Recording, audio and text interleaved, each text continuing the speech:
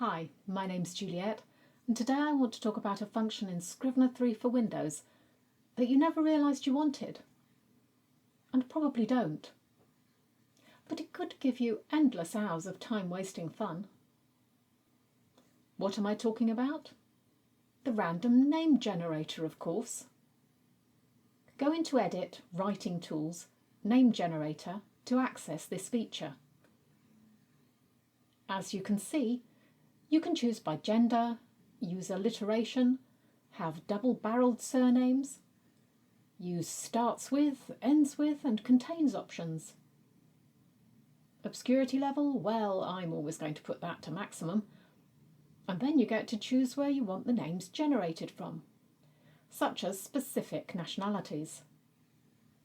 You have the option down the bottom to add other lists if you have such things on your computer. So let's set a few really demanding options and see what happens.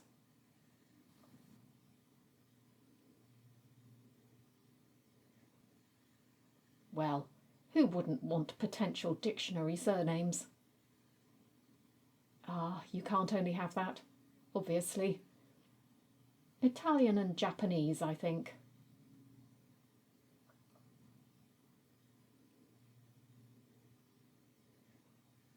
Some of these really made me laugh, so if you need cheering up, whether you need names or not, you can do that from right within Scrivener.